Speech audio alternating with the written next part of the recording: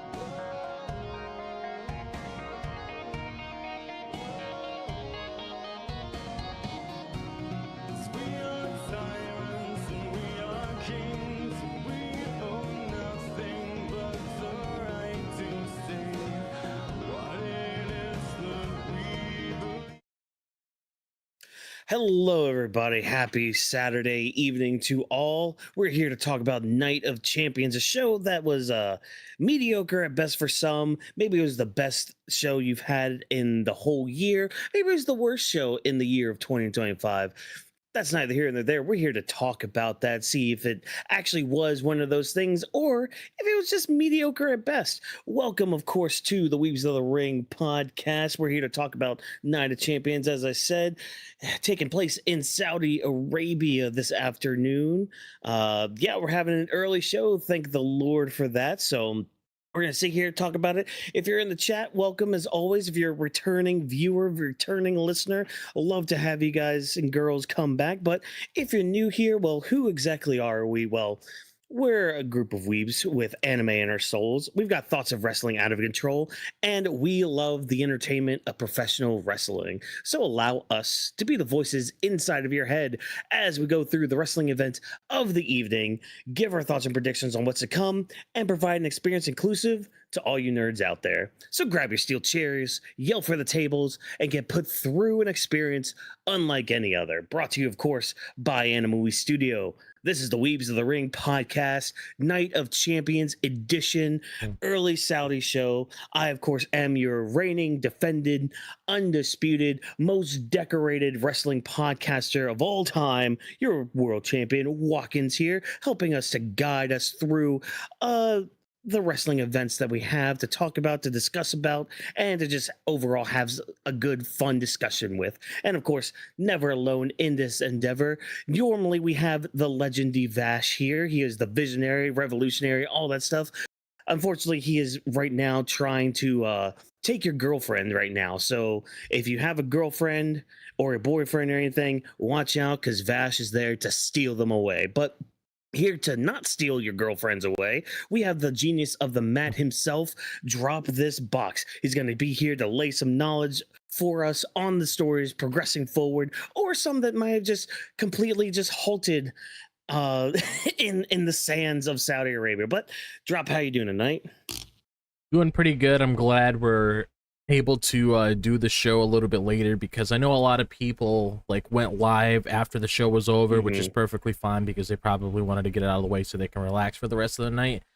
But it just feels good just to be here right now, taking a couple hours to gather our thoughts because there was like some things I thought of earlier, then I have a different mindset now. So that's just part of the whole thing when you have like time to really process everything that happened with this PLE, and I'm just glad for the rest of the year until January. Of course, we're done with these Saudi shows.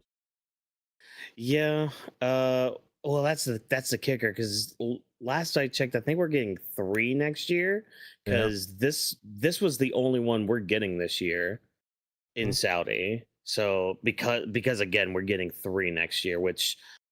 Okay, great, I guess. I mean, great for timing, at least. I mean, I don't mind these afternoon shows. Like that's what I really liked about last year, having like the shows that were in France and Berlin and all that. Like you get your afternoon wrestling in, you take an hour or 2 break, you get on here, talk about it, and yeah, you just have a good time. And like you said, kind of things just kind of settle down a little bit from all the emotions of what happened. And, you kind of start thinking, kind of processing everything, realizing, okay, maybe this worked, maybe this didn't work, and all that. And you all obviously see like online discourse and all that, which, IWC,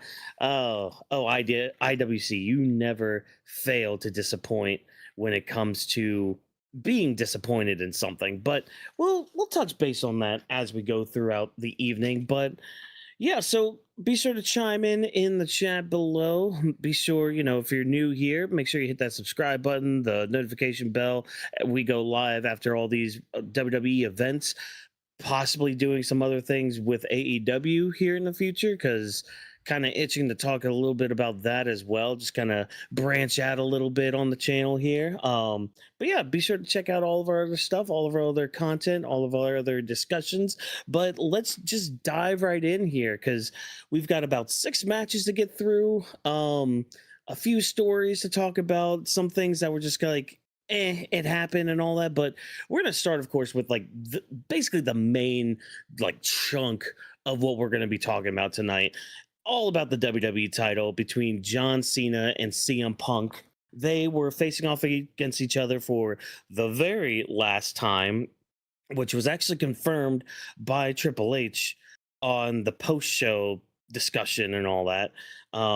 He had mentioned, yeah, that was the last time. So okay, great, awesome, fantastic. But with the match itself, so you get this bit of a feeling of feeling out process at the beginning of the match. Like it was kind of slow at the start, but that's just the nature of this kind of match right now, especially a John Cena match in 2025.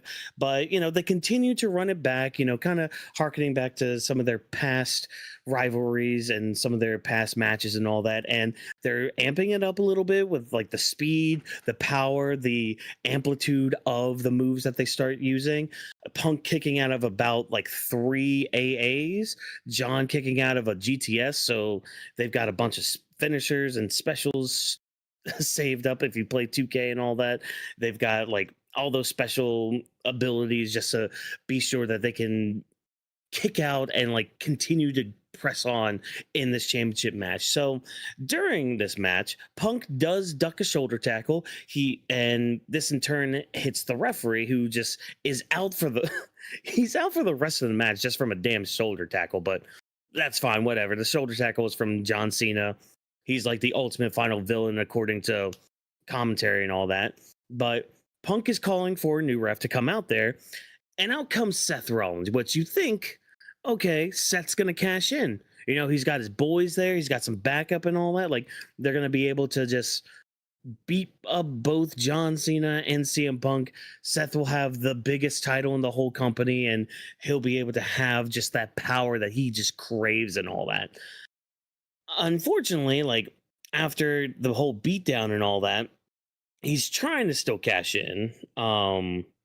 But as he's calling for the referee to come out, Charles Robinson's the one to come out.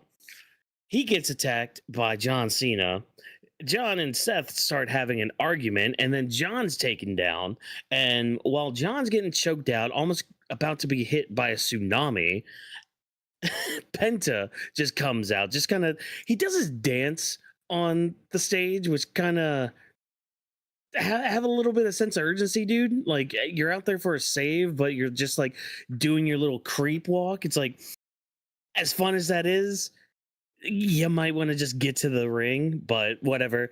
He's going to be going after Braun Breaker, and Sami Zayn's out there as well. He comes out to kind of help out, take Braun out and everything.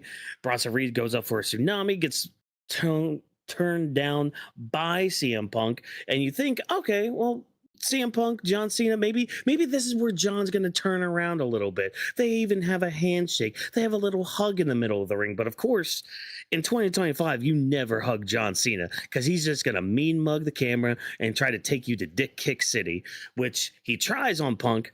But Punk's able to counter that, and he's about to hit the GTS, but in comes Seth, who's trying to cash in again, using the briefcase, hitting a stomp on Punk, but Cena's able to just toss Rollins out, capitalizes on it. 1, 2, 3. John Cena's still your WWE champion.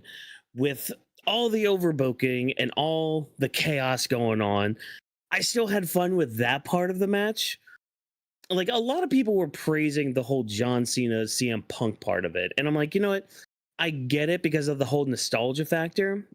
And there was some good spots. Like, they were amping things up just a little bit more, but I don't know. It was still kind of slow because, again, like, these two guys are a little bit older. They're a little bit slower. They're not as strong as they used to be and all that. And that's just the nature of them right now and where they are in their careers and like their lives and all that. So you kind of need a little bit of like bullshittery like this to kind of mask some of their weaknesses.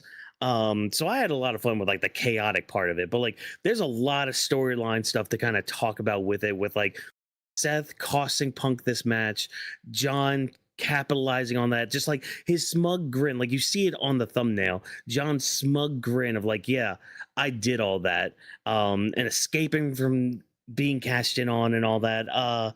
Yeah, I had fun with the second half of this match, but go ahead, Drop. What do you think of the match overall? I guess the whole like overbooking, because like that seems to be like a lot of the big talking point with this. Is like, oh, this match didn't need all the overbooking. It didn't need to be like a bloodline rules match. It didn't need any of that. But like, it kind of needed some of it, but maybe not all of what we got. But go ahead, lay it on me. What do you think of everything? So I would probably have to say the same thing. I feel like I enjoyed the match a little bit more with the overbooking towards the end because Hmm. I mean it's you have to hide their weaknesses somehow. Like you can't just have those guys go out there and do whatever. Like sure you could, but it's like a lot of people always bring up the thing that happened at Elimination Chamber, and the thing that you gotta remember about that is that they were only in the ring for so long, like a couple of minutes or so, Hmm. hitting each other with their moves and everything.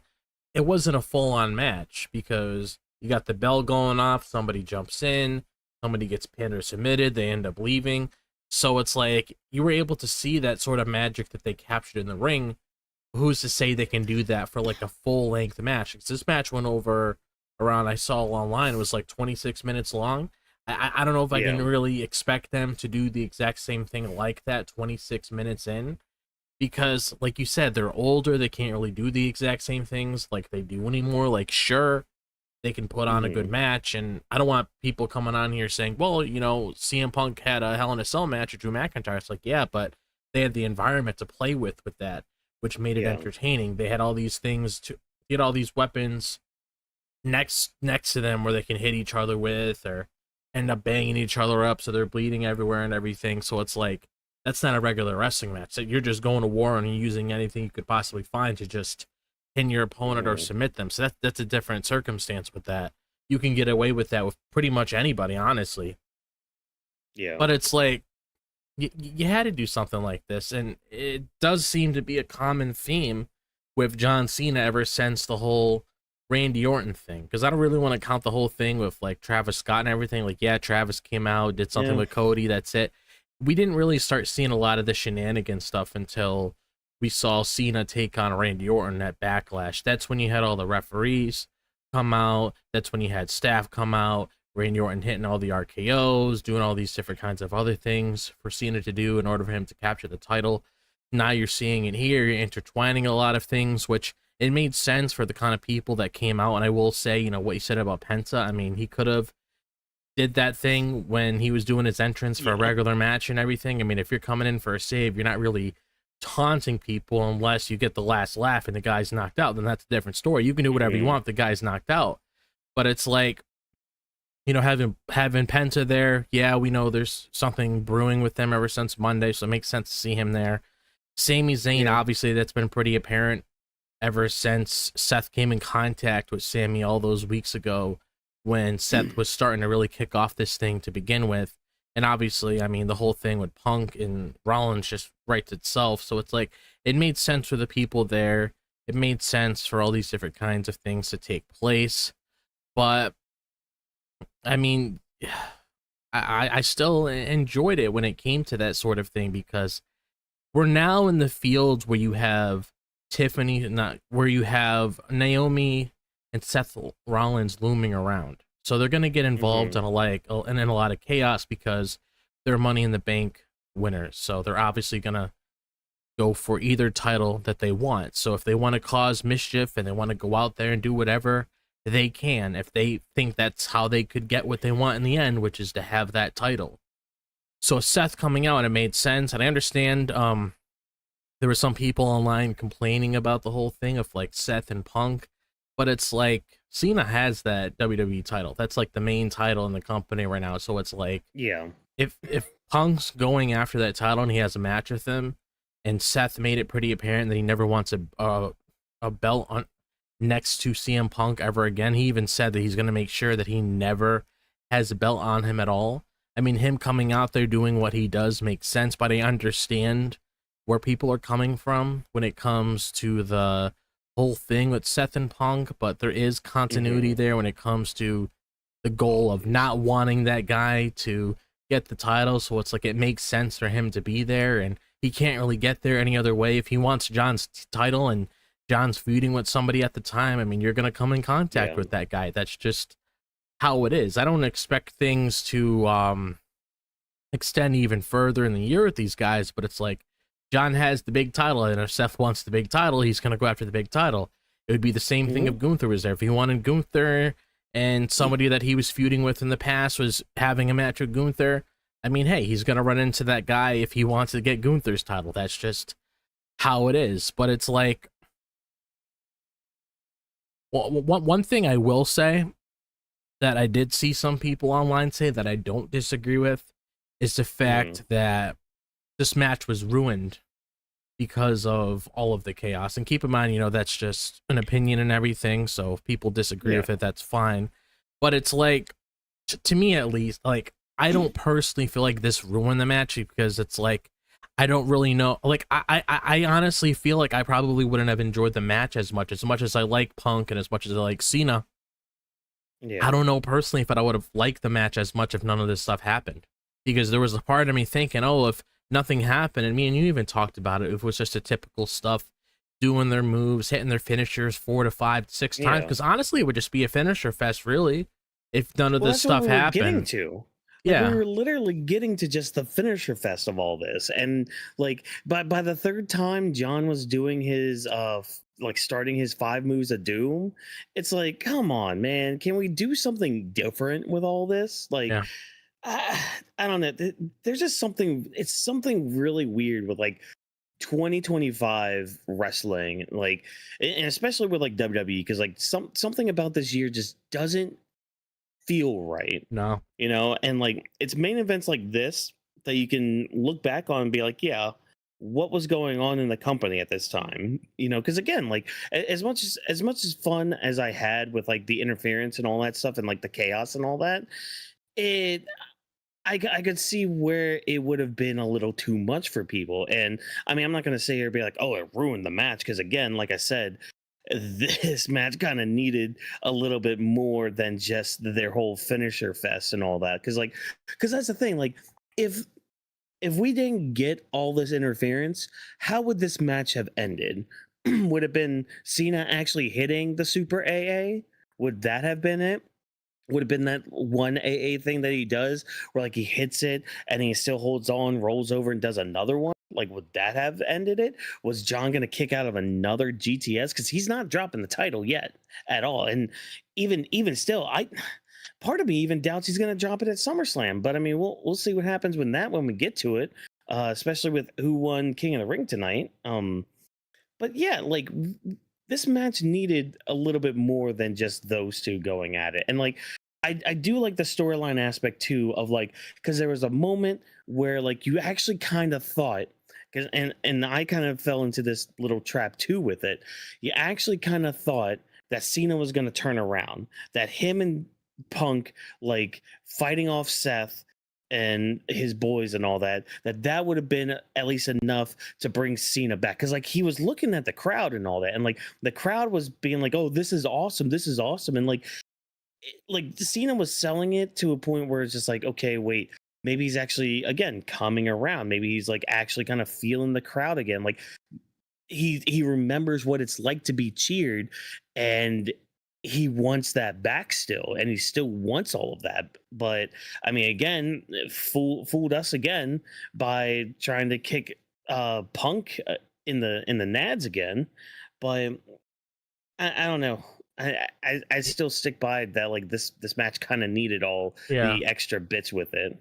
He definitely needs to start switching up that thing that he does towards the end, because if I had to nitpick one thing, that would probably have to be it. Like, because he's a heel now, so he could do more than that to really finish a match. He doesn't have to keep doing like kicking somebody in the nuts, using the title over and over and over again. And I know it's going to be repeated once we talk about, who's going to be facing him at SummerSlam, because that's going to be one of those flashbacks moments you see in an anime where it's like, I got screwed this time, here comes the move, I got to counter it again. But it's like, the whole thing with the title, the nut thing, it's like, I get it. You do it every once in a while, at least like when you're doing like a low blow and stuff, you do it every once in a while, but don't like make it like, I just don't like how it's constantly being a thing, because he could do whatever he wants. The ref's knocked out, he could beat up Punk with a chair. He could find some other weapon underneath the ring. He could hit him with that. He could do something while the ref's knocked out and nobody's able to really stop him if he really wanted to. You know, he could take a chair, place it there, do an AAA onto the chair, throw the chair out, or he could pull a table, do the same thing there, whatever, or if there's a sledgehammer, whatever the case may be, there's a lot of things that's exposed to him that he could do that would like mix it up a little bit so it's not always the same thing. I just don't like how that's like the only conclusion, because it just seems like a little bit lazy to me that we always have to come to that. If you do it every once in a blue moon and it happens, that's fine, but it just seems like a regular thing. And he didn't even have a match of R-Truth for the championship. He just took the title and just used it. It's not like he was in a championship match where he had the title on the line against R-Truth when he faced him at Saturday Night's Main Event, but he just uses it against whoever it may be. Like whatever you were doing with Seth Rollins, you know, throwing him around, making sure he didn't do whatever he was doing, or whatever you were doing to his lackeys, just do that kind of stuff. Because like we know him to be this strong guy. He's capable of doing a lot of things. He could have even done, you know, a couple things that Cody was doing to Randy to like put pressure on his back if he wanted to do something like that with like CM Punk. Like he had that past injury towards triceps or whatever. Maybe aim for that. Do something along the lines of that. Work on an injury, work on like trying to like pressure a certain point of his body throughout the match itself, so you could really like maybe have a better chance of like pinning him, because Punk kicked out at least 3 to 4 AAs in this thing. Yeah, like something. I mean, because that's the thing. John has been face for about like 20 plus years. You've had so many things done to you from so many different heels. Why not capitalize on some of that shit? You know, besides just the title and a low blow kind of thing. Like, I don't know, grab the ropes a bit to win a match. Yeah. Grab the tights, you know, I like expose a turnbuckle, like things like that, you know, just something different, man. You know, I mean, at least tonight, it was a little bit different with the ending, because it was more of Seth trying to cash in and basically hitting Punk and him being, and Cena being like, I'm gonna take advantage, okay, bye. Which was smart on his end as a heel, being like, okay, I'm gonna take advantage of this, because forget all you guys, I'm leaving with my title, and this is my best opportunity right here and now. So I don't know. I don't know, because I was sitting with it more and all that, and I don't know. I like the chaos a lot more than the actual match part. Yeah.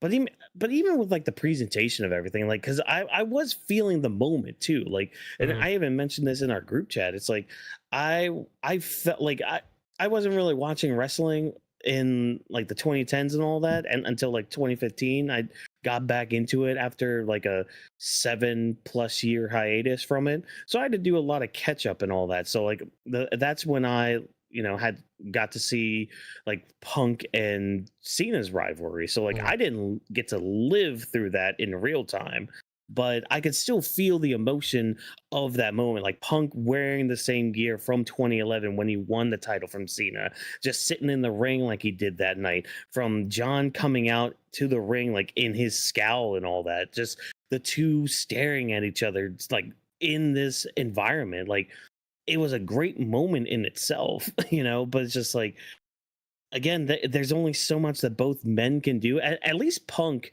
brought out a little bit more in Cena. Like, at least Cena was moving around a bit more, and you can kind of see the gears turning in Cena, being like, okay, how am I going to put this guy away? Like, how am I going to win? How can I do this and all that? So there was at least something more to this match than there has been this whole year when it comes to John Cena, and especially with his heel turn and all that. But I mean, so like when it comes to like Seth, because like this is kind of like this is making me think more of like this early prediction I had, at least with Seth, where like he cashes in on Cody when he finally like topples Cena, and then Seth cashes in to kind of take that moment from Cody and all that. This made me believe more in that early theory of mine, where like that might become a thing at SummerSlam. But I mean, it seems like Seth and Punk are gonna run it back at SummerSlam, if not at Saturday night's main event. Maybe I would rather not that be at Saturday night's main event. Would rather that at SummerSlam, but I mean that's also like a month and a half away too. So we'll have to see where things go with that, and I guess where Seth's boys go forward with everything. Um, John's not going to be on TV for the next few weeks because he's not scheduled until I think July 18th. I saw. Yeah, Oh, he's not going to be on TV for a bit. So Cody's going to have to carry carry that feud for like the next wow. few weeks.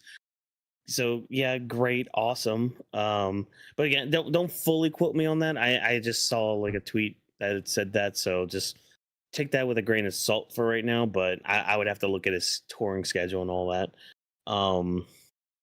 Yeah, I mean, I just wanted more, I think, from this. Yeah. And you know, as much as I like the chaos, just something different, something more, something that's not, because like we're getting this in so many different like main events, and it's not just WWE either. Like AEW is also bad with this, where it's like, you know, we're gonna keep having these interferences. There's the ref bump, blah blah blah. Like, and I get it. That's like modern wrestling anymore, but again, it's that law of diminishing returns. You do it so much and so often that you just kind of get desensitized to it. As hype and as fun as it can be, like when the moment's over and you start thinking about it, you're just like, oh, can we like do more? I guess I don't know. Oh man, I'm sitting here in like discomfort. I don't know why I can't get comfortable. So apologies, everybody, as you see me constantly adjusting myself uh during the show tonight. Let's move on now, because like I'd mentioned Cody and all that facing Cena at SummerSlam. That is now basically official, because Cody was able to beat Randy Orton in the King of the Ring finals. Now, I thought this match was good. Excuse me, hold on. Oh my gosh, this is a weird Saturday, everybody. I apologize for all this. Yeah, so Cody versus Randy, King of the Ring finals. Excellent contest to start the night off. Between master and pupil. I mean, that's basically the story we're telling here. And I like the feeling out process they get early on, just kind of like collar and elbow tie-ups, a few slaps here and there. Nothing too physical as of yet, but it wasn't until like this superplex early on from Randy Orton that kind of spelled trouble for him. He started like selling his lower back a lot from there, and we start seeing Cody like targeting this back and kind of wrestling more of a heelish style. Now it's not like a full heel. I would say more like 30% heel, I guess. Because he was being, you know, he was targeting that back pretty viciously. And kind of like when you start thinking about it, it's like, okay, he's actually kind of learning from his past. Especially when it came to like WrestleMania, when he didn't hit Cena with the title. It's like, okay, you know what? Let's actually take advantage of some things and do what we can and what we should in order to win. But yeah, a bunch of big moves and kicking out of finishers starting happening throughout the match. Orton attempts a punt kick, and this might be my favorite moment of the match, because like he's attempting to go for the punt kick and he's kind of battling with his voices inside of his head. And I like too, because I don't often like pay attention to like the post show of WWE stuff, like after the PLEs, but I had it on in the background after this show, and Byron Saxton was actually like commenting on this, and I really like how he like how he was wording it, where it's just like, you know, the Orton of old was battling with the new Randy Orton like inside of his head, like, because again, like right now we have this happy Orton. Right now, he's enjoying the crowd responses and just enjoying working for WWE and wrestling and all that. But there's also the old Orton who was vicious, the one that was like going to basically murder you in order to get the WWE title and all that. So like you had that moment in there with the punk kick part. And again, probably my favorite moment of the match itself, just Orton battling with that. But because he took so much time, he wasn't able to hit it. And yeah, he wasn't able to capitalize on that. So Orton then goes for a steel chair to use, but it's more of just a distraction to the ref because he takes the top turnbuckle off while the ref is getting rid of it. And him and Cody start having a battle in that corner of the turnbuckle there for, who's going to use the exposed turnbuckle. And it's actually Cody that uses it. He pushes Orton. And I like how you pointed this out too.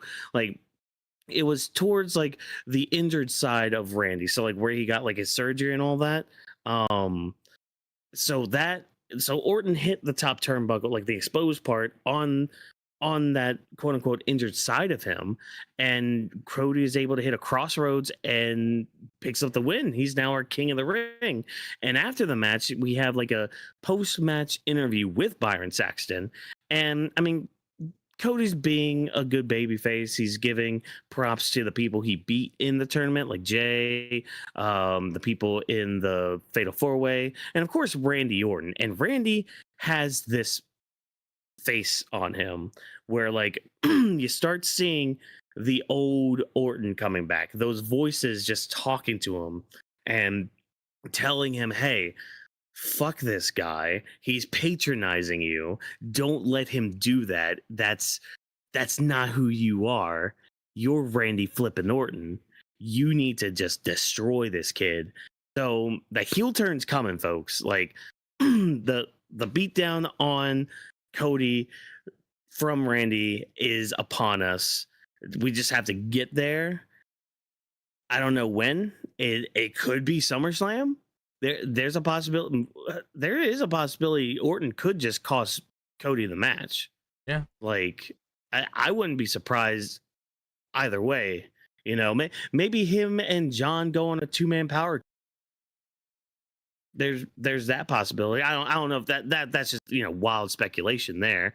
But I mean, it wouldn't surprise me if Orton does cost Cody that match at SummerSlam. But yeah, I thought this was really good in-ring storytelling. Like it was very old school in a way, with how they were kind of interacting with each other and just like the overall like setup of the match itself. But yeah, I thought this was really good, and especially with like kind of teasing that Randy Orton heel turn later on in life and all that. Well, Job, what do you think of this match and the possibility of the heel Randy Orton coming back? So I feel like when it came to this match itself, both of these guys walked out with a W. And like, and what I mean by that is, well, first off, this was a great match between the both of them. I expected this to be a good match. These two guys obviously know each other, so wasn't expecting them to like not know what Cody was going to do, what Orton was going to do. Like they seemed to calculate each other pretty well when it came to whatever they were throwing at one another. And I heard a lot of people saying online that Randy Orton probably like delivers the best superplex right now.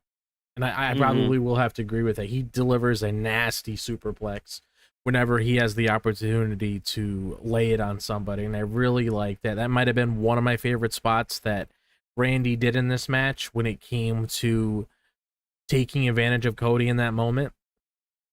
And a thing that a lot that me and you talked about when it came to Cody's character, when it came to him being like more self-aware, I liked how he was more self-aware here, because it's like if you're looking at the sort of route that he's going down, and he made it pretty apparent when he did his promo after the match itself. I mean, sometimes you got to go the extra mile if you want to get back on top again. That's just how it is. And the fact that he took advantage of that, he knew that Orton's back is his weak spot. Yeah. Just like if somebody were to target his pec or whatever Cody had issues with, the same person would do the same thing to him in return. But it's like he noticed at that time when Randy hit that superplex on him, and the commentary made it self-aware as well, that it seems like, he got himself a little bit when he was landing that. So Cody used that to his advantage. He was even working him on the ring post as well, when he was really trying to just weaken Randy more and more and more. And I like that because I just like when people are self-aware of their surroundings, not just dancing around it and not doing anything about it. Like, if you want to do what you're claiming to do, that's what you got to do. So I do like that, because he was acting a little heelish here when it came to how he was acting within the match itself, where if you are going to go up against Cena again, and you know Cena, just like how we got done talking about just a little bit ago, is going to pull that whole thing with the belt again and doing whatever Cena has done as of now with this whole heel run. I mean, Cody's going to have to be prepare for that, and Cody's going to have to, you know, go to the same measures if he wants to get that title back, because he's like, you know, the ball, I take the ball and everything. Okay, you want to take the ball, you might have to do a couple things to Cena. Maybe you got to hit Cena across the face with the belt. Maybe you got to do something else. Maybe there's a certain point in the match where Cena is like a little weak at something. Maybe it's an arm, a leg, a back, whatever the case may be. Maybe you got to work on that point to weaken Cena to put him in a state so you can win. So I do like the mat wrestling in here was very good as well. Like towards like the early stages of the match, I thought that was really nice. And I just like how we're getting that tease of like Randy Orton turning heel, because it's like, you look at how the match was like a little bit later, where he went out there trying to grab the steel chair. You're a babyface, you don't normally do that. So it's like, you go in there, you grab the chair, use that as a distraction to take the pad off the ring post. Like that's just a clear sign right there. So it's like you're trying to expose that, so you could hit Cody with it, you could knock him out, pin him and everything. And then you saw how Cody was self-aware. He saw that that thing was exposed. He knew if he was going to get hit by it, he was done. So he actually aimed it at that exact spot that like Randy has on his side when it came to an injury that he had, to like really hit him there and then go for the crossroads, go for the 1, 2, 3. And yeah, we have our 2025 King of the Ring winner. So you can put that under an accolade for another accolade for Cody, which he's honestly gotten quite a bit ever since he returned back in 2022. Like, you don't get back-to-back Royal Rumbles. Like, they don't normally just give that away. Maybe it's like you win one year, and then maybe next 2 years or so you win it again. It's we haven't had something like that happen, I believe, since Austin. I think they said when Cody did that last year. So it's like, there you go, you got another thing under his belt. Even though the outcome was predictable, I didn't really have any issues with it, because predictable doesn't always mean bad. But I thought these guys delivered. They put on a good match. We got those teases with Randy even after the match itself, where when Cody was giving love to Jay and he was giving love to Orton and everything, and giving that whole speech about taking the ball back at SummerSlam, you just saw that look of disgust on Orton's face.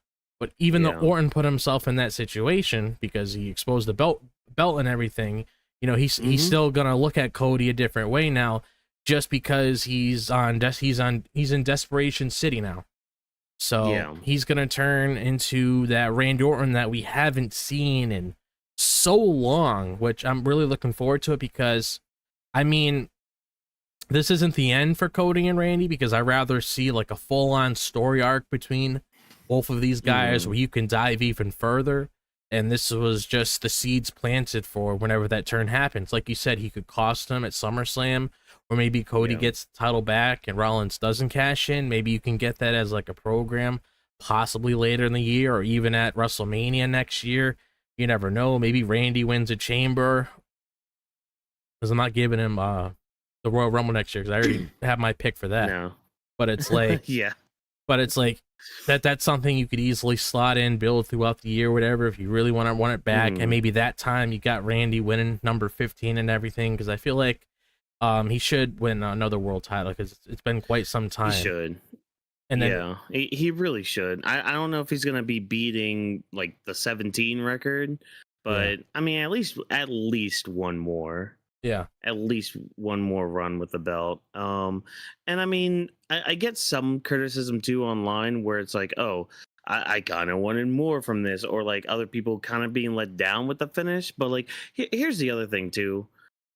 It's kind of been written like this to kind of end very similar like this, because like, we didn't get too much with it with like Cody versus Jay, with like Cody taking any advantage he could against Jay, because like that match didn't really necessitate any of that. But like there was the tease that we had with Cody using the steel chair on Kevin Owens back at Saturday Night's Main Event in December. There was that, his whole intensity when it came to Kevin Owens at the Royal Rumble as well. Him hesitating towards John, that moment of weakness, just kind of reminded Cody, yeah, no, I can't be weak anymore. And we saw him like learn from that at Money in the Bank when him and Jay took on John and Logan Paul. And I mean, tonight was no different. It's just like, I need to win no matter what, because I need that title back. And this is kind of something I've wanted to see from Cody's character here. Almost like, not like full on desperation, but doing whatever he can in order to win and keep his top spot. You know, see, this is why, like back in January, I had made the comment about like Jey Uso winning the Royal Rumble, because like I wanted him to go against Cody. Like I wanted him to fight him and like to have a story very similar to this, where it's like Cody starts kind of putting down his friends now because he's trying to keep the title. And like you get that story of like, okay, well, yeah, I would love to be your friend, but they also want that glory that is the WWE title, the top prize of that company.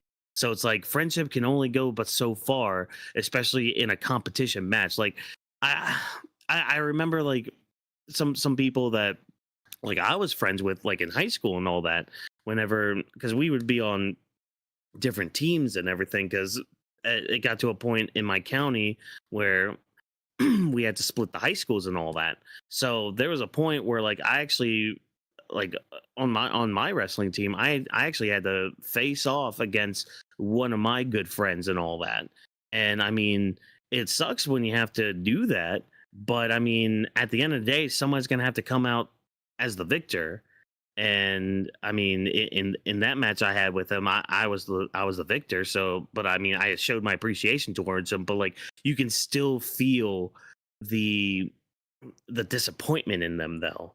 Like there's still like a level of and I mean that goes into like masculinity and like testosterone and all that Bolshevik and all that. But like, there's just a level to like competition where it's just like, you know, you could still respect somebody, but like the blow still hurts when you lose like that. And I mean, it's gonna do something to Randy here eventually, whether it's like soon or whether it's at SummerSlam. Like, it's gonna happen.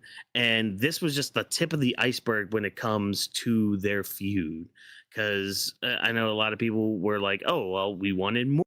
Well, don't worry, you're gonna be getting more, because I think like this was just like laying the ingredients out for what we're going to be getting with a full-on Randy and Cody feud. Because like now we can set the table now for a more intense match, one with more animosity, one with like more physicality and kind of more violence too, and maybe one where Orton doesn't hesitate to hit that punk kick, because like we've seen him hesitate before a little bit with it, but like not like this.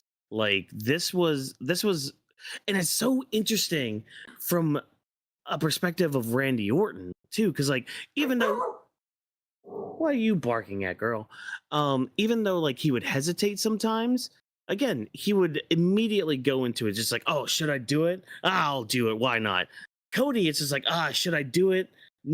I should, so I could win the match. But like, it's Cody. Like, it's somebody that I'm really close to right now. And like, I'm in this point in my career where like, I'm actually enjoying what I'm doing. I'm enjoying actually having people around. Like, Orton was really conflicted with that punk kick. Yeah. And that's a big story beat too. Cause like we saw with Kevin Owens as well, when he was trying to like hit the power bomb on Cody. Like he was debating whether or not to hit that power bomb on Cody onto the ring, and he didn't, and it ended up costing him the match. Same here with Randy Orton. Yeah. So, yeah. I was actually looking at a compilation video that somebody put online, and we talked about this once before on the show. And again, just looking back at what happened at WrestleMania, it was just a little weird. But like I'm going through right now, and it's like when Cody went up against Seth Rollins at the WrestleMania Backlash, when they had their second match with one another, Cody ended up pulling Seth's tights to win the match. And then you had another moment where he used the sledgehammer to hit Seth across the face to win that match. And then you have right here, when he was going up against Brock Lesnar, he had the turnbuckle exposed. He hit him across the face. There was blood everywhere. He hit him with a cutter. And then you had the thing with, where's the next one? Right, you got right here, where he did that thing with Kevin Owens earlier this year at the Royal Rumble, when it came to him just using the Alabama Slam onto the ladder. And then again, when he did the same thing with the chair. And now looking at what he did with Randy Orton to the exposed turnbuckle to hit the scar that he had from his surgery. So it's like putting all of those things together that I mentioned, straight going into the future, we should not see no more hesitation moving forward. Yeah, no, Cody should not be hesitating anymore to win matches. So I'm looking forward to that. But like, I don't know any. I guess like the other elephant in the room, Seth Rollins, because like they had their stare down a couple weeks ago. We kind of know that. I mean, yeah, he could be targeting Gunther too for that world title, but again, the WWE title is the big one. Yep. Oh yeah. I mean, I do kind of want them to. Yeah. I do like how they're doing things with Seth, so they can kind of make it a little unpredictable with us when it comes to us thinking in our heads, like, who is he really gonna go after? I'm hoping he can at least do a little something with Gunther to at least make it unpredictable with him, because so far it's just been with John's title. He hasn't really done anything with Gunther yet, so I kind of want him to just tease a little thing, even if he's not going after it, just catch the audience off guard when it comes to that. But Seth's always going to be looming in the background, and if you also want to push this faction to the next level, I mean, you want to have it be taken legitimately. Having the top prize in the game definitely does that. Yeah.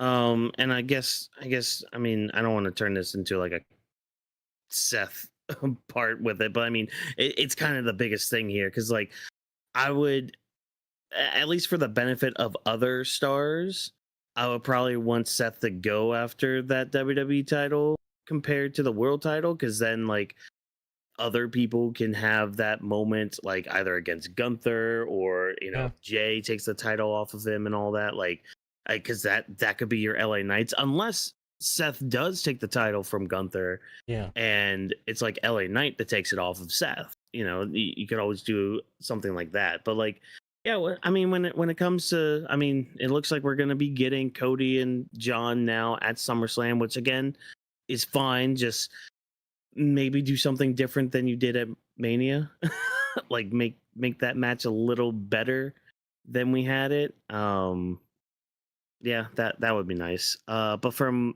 one King of the Ring final, I feel like these next few matches we're not gonna be talking too much about them, especially this next one.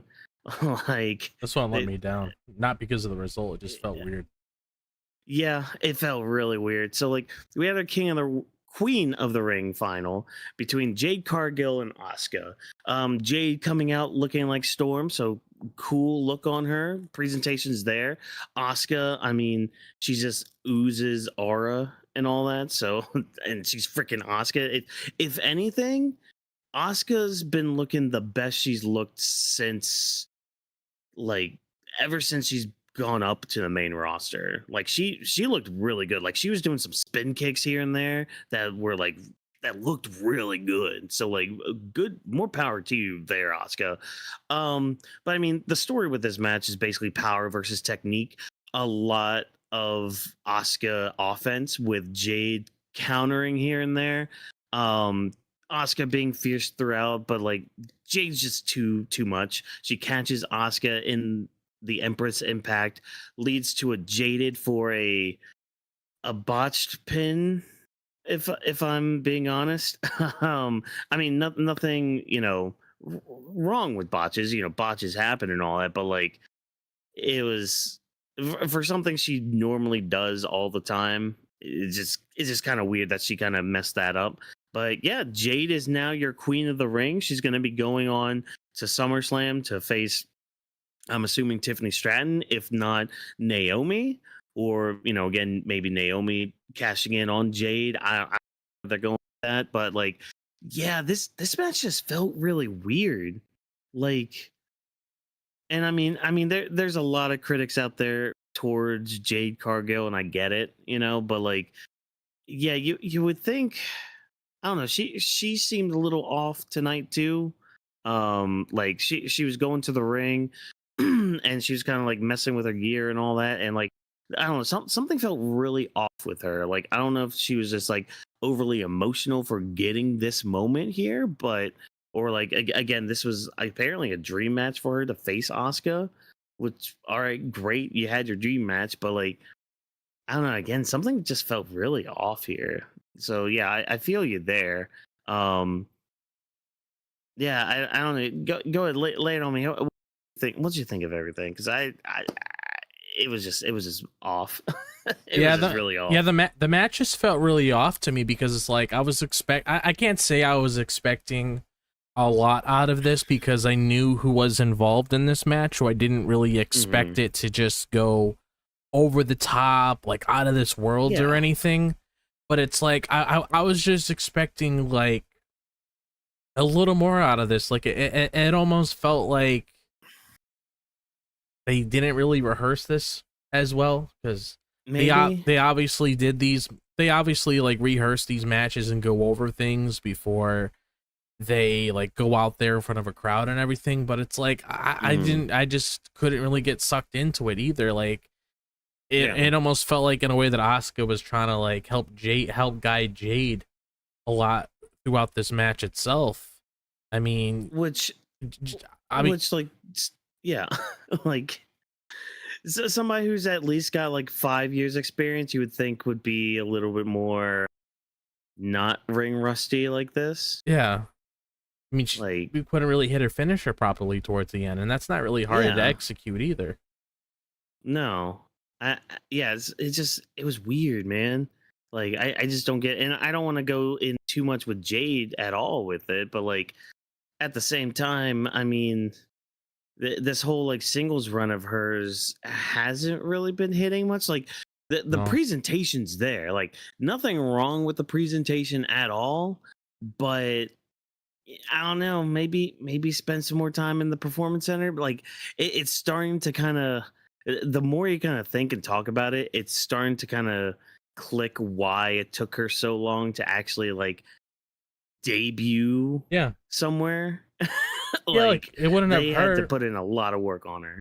Yeah, like it wouldn't have hurt. She started off in NXT. There's nothing wrong with it. Like regardless what people say online. I mean, Mariah May's over there right now doing her thing, and then she'll eventually be on the main roster doing whatever she has to do next. So it's like she's getting a couple reps in NXT. People saw what she was able to do in AEW. She had a good feud with Tony. She had a couple other people that she bumped heads with as well when it came to the kind of matches she had, but she became champion. So it's like going down in NXT for a little bit wouldn't have hurt. She's been down there before when she was tag champions with Bianca and everything, but it's like I kind of wish that they had her there for a little bit.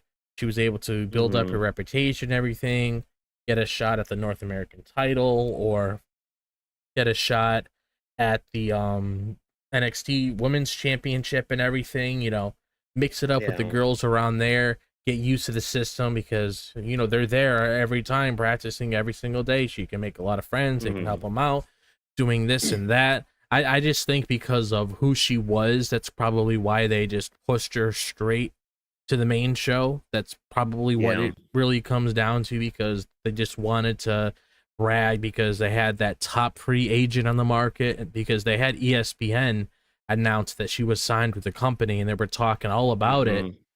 on like up the episodes of Monday Night Raw and SmackDown and everything. But it's like, I mean, you're going up against somebody with Asuka who has a she has a really she knows how to read her opponent. She knows what's the target and Yeah. everything. That's why she was able to like kind of like crawl around Jade like she was a spider pretty much. She was going for the Jaded at first. She put her in the Asuka lock and everything. Like when it comes to Asuka, it's always about technique with her. That's one of the Mhm. things that Asuka is known for. That's why Asuka has has that's why she always says nobody's ready for Asuka, because I mean clearly Yeah. clearly outside of the pin, I mean, Yeah. I I don't mean, know. like, uh, honestly, that this match feels as off as I kind of feel right now. Like just because I'm sitting here just kind of uncomfortable in my seat right now. I'm just like, man, I just can't get comfortable. That's what this match feels like. It feels like you just can't get comfortable in your seat, and you don't know why. You keep Yeah, adjusting yourself, and it's just like nothing's working. Nothing seems to be helping. You're just kind of sit there in discomfort, wondering how you can just finally get comfortable and all that. It's just like, okay, can we just move on then? Which, we're yeah, moving on. Tiffany. I don't know if she's gonna be. Yeah, I'm assuming Tiffany, but Yeah, I mean, we still got like Evolution 2 coming up. yeah, We still got Saturday Night's Main Event 2, whatever might happen with that, and even just like a couple weeks beyond that. I mean, who knows what's gonna happen between now and then? But, yeah, yeah, I mean, it happened. It's here, so at least the aesthetics are there. At least the yeah, presentation is there. It's yeah. just The like just need presentation's everything there. else. Yeah, the Yeah. presentation's definitely there. She has a look and everything. Let's just hope in the near future things could like shape out in the end. But I guess her Yeah. target's Tiffany now. We'll see what happens with that. I don't even know who Tiffany's going to be feuding with before Jade even has her match with her Nia at Jax again. SummerSlam. For all we know, it could be that. It could be her. Naomi obviously isn't, because she's just going to be looming in the background. If she didn't have the Mhm. Money in the Bank briefcase, and she probably would be feuding with Tiffany regularly. But it's like there, I don't know, like that's the whole, like the only reason why I was really big on Asuka winning this match, even though, like we spoke about before, Asuka could still get the EO, is because if she won this match itself, they could start things off on Monday. They have Kyrie Mhm. there, so they can actually take some time to build there. There's If Jade winning this match, I mean, I don't know what she does in the meantime. Does she just go through a couple people in the back that are not even on TV, and then she eventually comes across Tiffany, and who's going to be the face in Mhm. this now, because they're still pushing Tiffany as a face. So it's like Honestly, just have her train for the next like couple months or something. Like, yeah, just put yeah, her in the time have her on. chamber. Yeah, like I mean, have her come on TV and cut some promos or whatever, and like get a little Yeah, physical. Maybe a match, like a match or two here or there. But like, I mean, she's already set for SummerSlam. Like, because that's the thing. Gunther didn't really do too much when he won King of the Ring last year. no. Like, he did like maybe a match here or there, but he was Hmm. really just kind of set and just waiting for Well, SummerSlam to happen. It wouldn't surprise me if they did that with Jade. Just been like, yeah, hey, yeah, still show up yeah, on SmackDown, cut your promos here and there, but like, you're gonna be in the performance center for a yeah. lot of this, because Just especially if yeah, yes, just send her to the hyperbolic time chamber. yeah, exactly. Because I mean, they're gonna put her on the pedestal of being women's champion, and especially if they want to lead to her versus Charlotte at one point. Hmm. I mean, I know I have my things of current Charlotte and all that, but like that's still somebody that can at least still relatively go Yeah. a lot more than Jade can. And you're gonna throw her in the ring with, like, you're gonna throw those two in the ring together. I don't. Spectacle, yes, but everything else beyond that, I don't know about. But Yeah, well, speaking of everything, because hey, this is Night of Champions. We should be having championship matches. Here's our second of two championship matches at Night of Champions. Jacob Fatu defending his US title against Solo Sikoa. It was a physical matchup. Not too much to write home about, if I'm being honest. Really, this was kind of a SmackDown match, if I'm being honest, It but was. whatever. Yeah, it's just like whatever. Okay, we're gonna have it on Night of Champions. Cool, neat, awesome. Solo taking in any advantage you can to get the upper hand.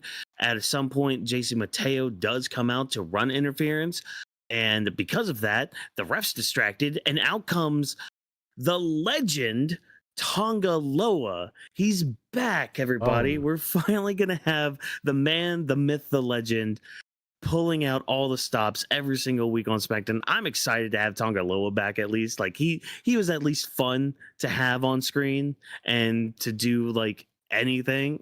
So whatever. He hits his little spinning net breaker on Fatu, but gets a near fall for Solo. And at one point, Fatu, like I love that like top row plancha he did on Mateo and Tonga Loa. Like he did this thing where like he kind of like almost did like a side flip onto them. I don't know. It was just really cool because Jacob Fatu's a freaking beast and all that.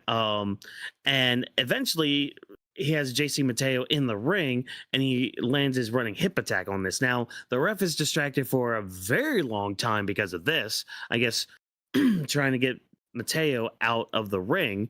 And with this long distraction, Fatu, he not only hits his moonsault on Solo, but he gets a visual pinfall, but he gets pulled out of the ring by a big old boy by the name of, well, formerly known as Hikuleo, but we soon find out at the post show for WWE Night of Champions, he is in fact going to go as Tala Tonga.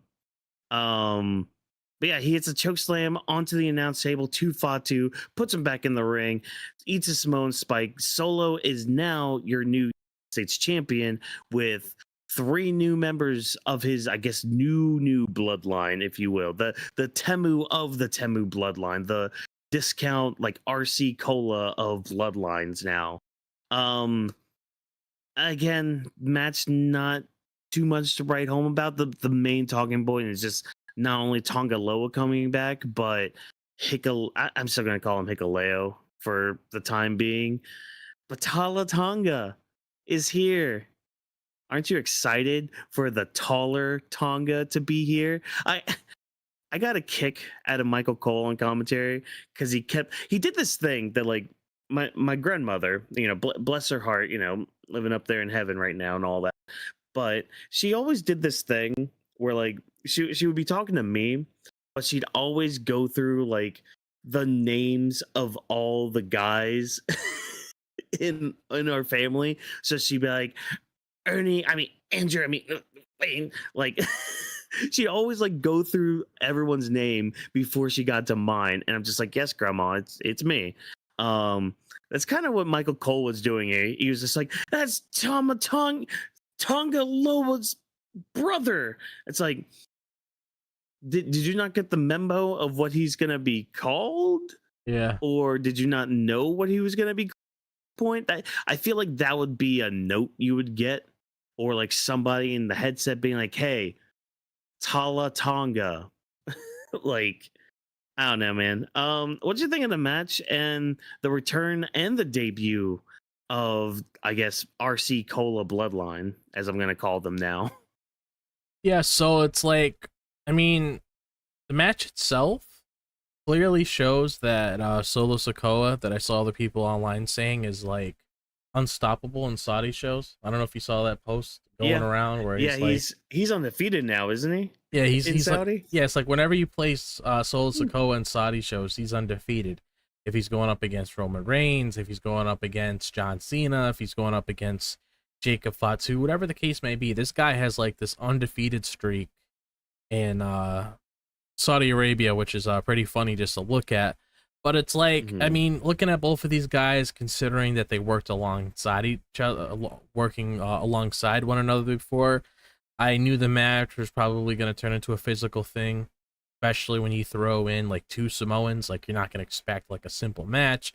Those two guys are going to like rip each other to shreds. But it's like with Jacob Fatu, I mean, he's always all over the place. He's always causing, he's always doing a lot of things. Like, I think one of my favorite spots, I think, would have to be like when Tonga Loa came back and all of them, and then he did that, like that flip outside of the ring. I was actually a little bit worried at first that he wasn't gonna land properly, because I almost thought he like got himself a bit, like they didn't catch him. Yeah. But yeah, like there was a part of me, because I did say on Thursday's show that I thought Jacob Fatu was gonna win this match. There was a part of me thinking that if Jacob Fatu lost this match, it would be because of a debut of Hikuleo, because we saw that Hikuleo was on main event, and for some reason, just touch on that Tala Tonga thing real quick, I don't know why his name was Hikuleo on his Titantron, and then he's just Tala Tonga now. It's just really weird. Just call him Tala Tonga, because I kid you not, if we watch an episode of SmackDown on Friday and it still says Hikuleo and he comes out as Tala Tonga, and I'm gonna start questioning things. Just change the font, erase Hikuleo, and put Tala Tonga. If that's the case, please do not. I don't know, man. Like that's just a funny thing looking at it. It's like you're calling him that on the main event show and everything. So that right there tells me you could keep things, you just choose not to. Yeah. Yeah. So like, yeah, if they had changed it on main event, fine, cool, whatever. But like, I don't know, man. Maybe in their mindset, it's like, oh, we're gonna keep it somewhat secret, blah blah blah. But it's like, y'all know the reports came out about that trademark. Yeah, like that's a thing. Like that's public knowledge with trademarks news and all that. Like, and people could kind of tell, because again, Hikuleo's been with the been signed with the company for the better part of the past year. But I mean, at least he was able to hit that choke slam, unlike and I didn't even mention this with the main event with like Braun and the Braun's kind of not being able to put CM Punk through a table. I saw that. At least Hikuleo could do that on Jacob Fatu. Like, that was at least something. So it was cool too. And I like how Wade Barrett was selling like the size of Hikuleo, being like, oh, he's 7 feet tall. It's like, I would have to see him like actually standing up next to somebody that's like 6'3" to be like, okay, he's 7 foot, but like the dude is huge. He really is. Yeah. The other thing, I didn't even notice Tonga Loa came back until I noticed him a little bit after, because it's like when I saw him like take off the mask and everything, it's like, oh, okay, he's back, because the crowd didn't really let me know. Yeah. So it's like, no. The crowd was just there. Yes, it's almost felt like some person just came up to the ring. The crowd didn't even pay any mind to it at all. Tonga Loa revealed himself to be back. Oh, okay, there he is. It's like, oh, okay. I mean, you praise this guy being this legendary meme character online, and then all of a sudden he's not getting the reactions that you guys are. I feel like, I feel like he would have gotten a better reaction like in America, because we Americans, we love our memes. Like, let's be honest, we're a bunch of meme lords over here. Yeah. Like, if Tonga Loa came back here, there would have been a huge pop, because like it's very similar to what happened a year ago when Kyrie came back. Yeah, like, she came back with like no fanfare. Yeah, that upset me. Yeah, it upset a lot of us at that time. Like, so like, very similar vibes to that. But yeah, no Jimmy coming out either to help, which I was surprised. Yes and no, because like on one hand, I'm surprised he didn't like try to come out there to help Jacob, but like at the same time, I just kind of remember what they talked about last night, where like they were both just like, hey, neither of us really needed the other's help, but we respect you enough to at least call it even now. So it's like, okay, maybe Jimmy just didn't go out there, because why do I need him to owe me anything more? Like, why do I need to get myself involved with this? I don't know. I think the because I feel like I should be more upset with this because like this was Jacob Fatu's first pinfall loss Hmm. in any type of like match, whether it was a tag match, a multi-man match. Like they'd been they've WWE's been doing a good job with keeping him looking strong, especially in multi-man matches, because they would always like get him out of the ring and over the barricade or like over the announce table so he couldn't like eat a pin or anything. Like in the better part of like year plus, this was his first pinfall. So that's kind of a big thing. And for it to be Solo, I think out of anybody, like in hindsight, because I know I said my thing last night, or I think Thursday night, whenever that was. I know I had said my thing about Damian Priest like being the one to take the title from Jacob Fatu, but I mean, looking at it now, all the heat now is on Solo, which okay, yes, it should be since he's a heel and we should hate him because he's a heel and all that. So yeah, I hate you, Solo, for giving Jacob Fatu his first like actual loss in the company. But like I'm sitting here thinking, okay, as more angry as I should be at that thought, the thing that's keeping me calm, cool, and collected is just knowing the fact that Jacob Fatu is going to go on a murderous rampage on RC Cola Bloodline. And that just gets me excited because he's going to just absolutely destroy Tonga Loa, massacre JC Mateo, and he's going to eat Tala Tonga probably feet first on his way to getting that U.S. title back from Solo Sikoa. But my only question with this, where does Tama Tonga fit in all this? Because like he did have a tweet like just like kind of teasing with like the whole kind of thing.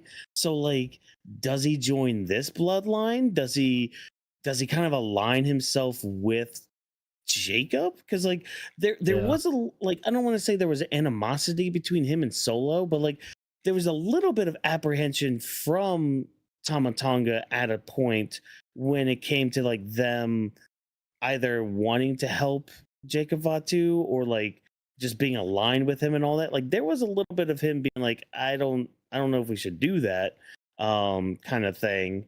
And plus, like Tama Tonga is also kind of a little bit more over than the guys in Solo's new bloodline. But yeah, where do you think Tama Tonga might fit into all this? I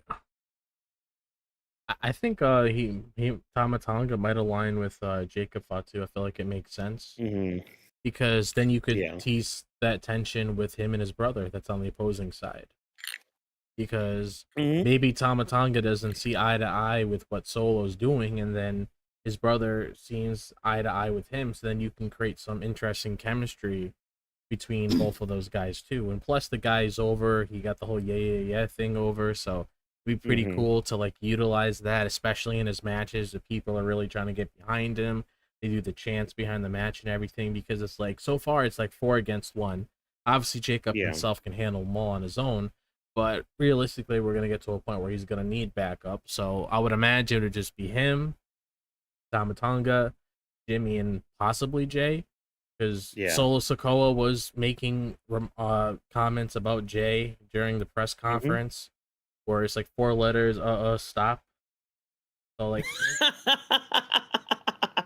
Oh, that's fun. See, it's like shit like that Solo does when I'm just like, oh man, be more like that, which he has been. We yeah, made comments like character has been getting better with it. Man, it's shit like that that I appreciate. Yeah, it could be like an Usos reunion as well. With I'm just think that little like group of just like there's no yeet, there's yeet, there's yeah, and there's Yarmin. Like just yeah, the whole catchphrase group right there yeah.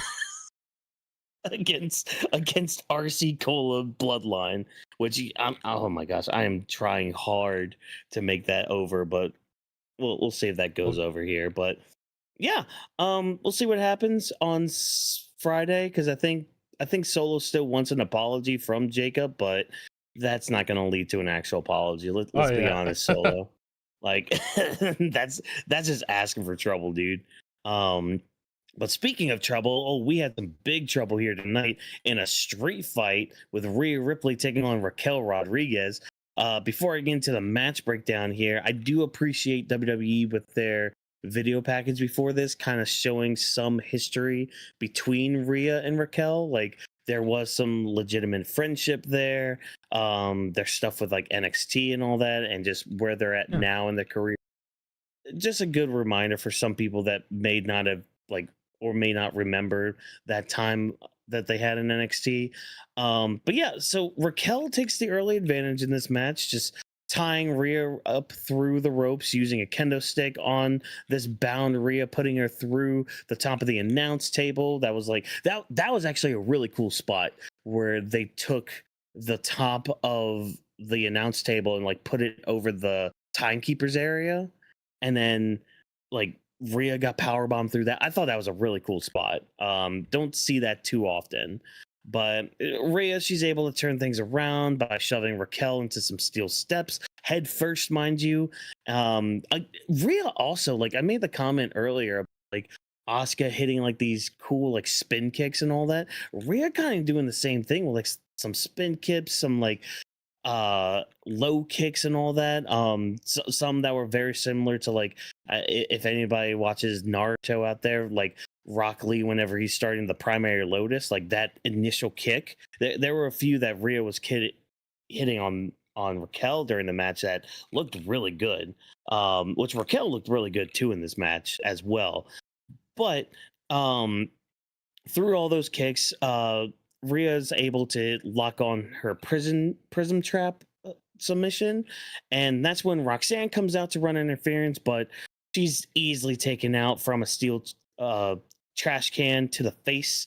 Then an interesting like back and forth with this table spot where it ends up the table being set on top of the top rope, which you think, oh, someone's going to still be put through that. I thought it was going to be like a super riptide through that table, but instead, Rhea actually is able to get like Raquel up there. They're both standing on this table. And I love how the ref has to like hold the table to keep it from falling. It's like, oh, ref, why are you helping Rhea? It's whatever. You could just kind of chalk that up as them just trying to be safe, whatever. But yeah, Rhea's able to hit an avalanche riptide for the win against Raquel. A fun match, I thought. I think this was a good showcase for Raquel because like she was on top most of this match. Like Rhea was fighting from the ground up during this contest. But a good way to just kind of remind people just how good Raquel can be and just how dominant she can be too. Because yeah, she had this match in the palm of her hand. It's just the fact that Rhea was able to just outmaneuver her a little bit, which it happens in any contest like this.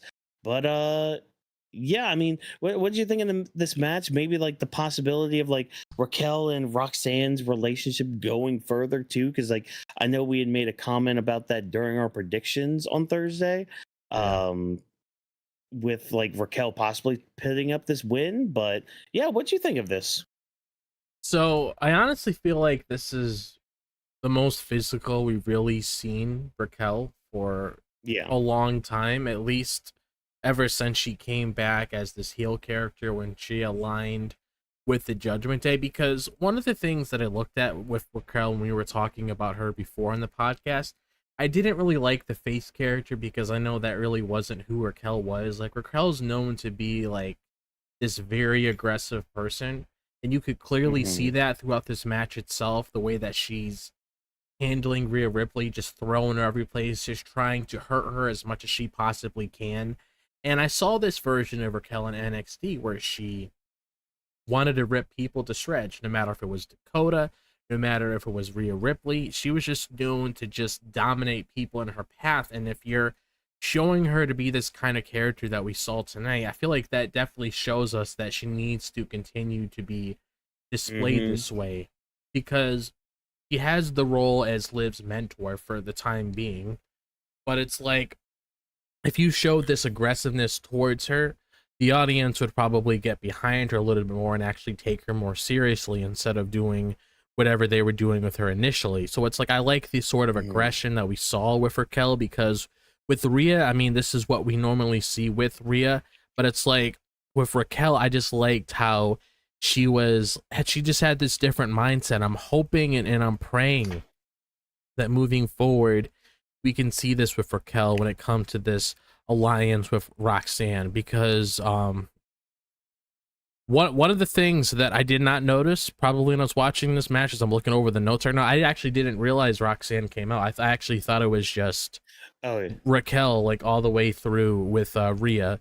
So I guess there's I guess there's that too. So it's like I'm just hoping like they build on that a little bit more. Maybe we put Raquel in a state where she's able to like get more reps and stuff, because I mean, I predicted Raquel to win this match, and I honestly felt like if Rhea were to lose this match, it really wouldn't have done nothing to her, like not even a scratch. To me, like I was trying to look at the bigger picture here, where it's like, yeah, Rhea won the match, you know, she did the avalanche riptide and everything, even though I think both of us thought it was going to go through the table, but they actually used the table as a launch pad to hit the riptide in the ring, which is cool. Yeah. But it's like, I thought it would be nice for Raquel to win this match, only because let's say Roxanne helped her and did something, then you could start building that relationship a little bit more. Then you could just have her look more dominant. Maybe it turns to one of those things where it's like Raquel's like feels a lot better the way that Roxanne's treating her, because Roxanne's helping her get to levels that Liv wasn't able to do before. So that's what I was honestly thinking of when I was looking at this match, where I was like, okay, maybe we're gonna get to like the early stages of that, because to me, like looking at this, like I'm trying to think, okay, what's the next thing going on for Roxanne? What's the next thing going on with Rhea? Like I feel like we might be heading into like a possible Rhea and Roxanne feud after this, maybe. I wouldn't mind that at all. I mean, yeah. The only thing with that is like I can't really see Roxanne coming out on top with that, which I mean it kind of sucks. But I mean that's just where they're at in the card and all that, at least with the hierarchy of the card. But I mean I wouldn't mind that, just to kind of give Roxanne something. But I mean, just know coming with that is going to be a bunch of people that, because there are already a lot of people right now, they're like, oh, Roxanne's losing streak is abysmal, why are we doing this now with her? It's like, I don't want to hear more of that. I think that's just my thing with it. I don't want to hear that complaint anymore, because it's like, yeah, people are going to be losing, it happens. Yeah, I know, but it's like that they need to start taking the training reels off of, and my whole thing wasn't about Roxanne winning, it was just them having a match. But it's like Rhea, but it's like Rhea needs to like lose every once in a while, because I mean, Cody's losing matches. You have like all the other people that they protected, they're losing matches. Like Bianca got pinned at WrestleMania. Cody got pinned at WrestleMania. They're pretty protected. So it's like, I mean, it shouldn't hurt. I mean, especially against somebody like Raquel, like can't afford a loss to that. Like I don't know what it really does. It doesn't really benefit Rhea in any way. That's my problem. No, like, because that's the thing. They're just gonna go back to this. Yeah, you know, like that's why like having Raquel win, like it could have made the feud go on a little longer. Like maybe do a somewhat injury angle to kind of keep Rhea off TV for a little bit. Like not for like a long time, but like enough time to be like, okay, Raquel actually did some damage to her, or like maybe it was, you know, Roxanne that did like something that really hurt Rhea, and you know it could lead into, like you said, that match that Roxanne and Rhea could have and all that. But yeah, just like what benefit does this give Rhea? Oh, another win for her, and she'll eventually get into the title picture again, which I mean, maybe that's where we're going with this. Maybe it's like her and Io at Evolution 2, because like it's not going to be at SummerSlam, because like I, I still feel like the Asuka Io match is set for SummerSlam. I think Yeah. that's where we're going to be going for that. And I mean, if you really want to sell Evolution 2, I would honestly put Io versus Rhea on there, like as one of your big marquee matches. And because see, that's the other thing. We're what, two? Yeah, we're 2 weeks away from it, aren't we? Yeah. One. Yeah, we're like 2 weeks away from that week. We've got one match set for Evolution 2 and one match set for Saturday night's main event. And one of those shows is supposed to be taking on AEW All In at like a little bit of time, at least with that. I don't know. Just something. Start building something. Start like naming some matches. Hopefully we start naming some matches. Maybe this week we get that triple threat named for the women's IC title. But yeah, when it comes to Rhea, I mean, yeah, the only benefit to come out of this is maybe just a catapult for her to be like, hey, Io, let's run it back at Evolution 2. And again, continue that story. Have Io continue to be like the kryptonite to Rhea. Like Rhea just can't beat Io. Like, yeah, she could beat anybody else. Cool, neat, awesome. But Io just has that one thing above Rhea. Like that's a good story to tell. Like just that one person you just can't beat. I mean, you've already got something similar to that in the main event when it comes to like Cody and Seth. Seth has yet to beat Cody Rhodes. Yep. Like, yeah, it's just a good story to tell and all that. So, yeah, great showcase for Raquel. Hopefully, they continue her momentum again. Like, keep having her like look this dominant, and she'll be like on a good level moving forward. But the last match we're going to talk about, Sami Zayn taking on Karrion Kross. A Raw match happening on a PLE, but you know they had to fill some time because of certain injuries and all that. I get that, but yeah, I mean, I will say this was a good match between the two. Karrion Kross continuously trying to get Sami to quit throughout the match, so like he's playing that evil villain and all that, trying to get Sami to admit that he's a liar and to just give up. But you're asking Sami Zayn of all people to give up. That ain't happening, dude. And I knew the match was going to be ending when Kross put Sami Zayn in the corner and like he started yelling at him and all that.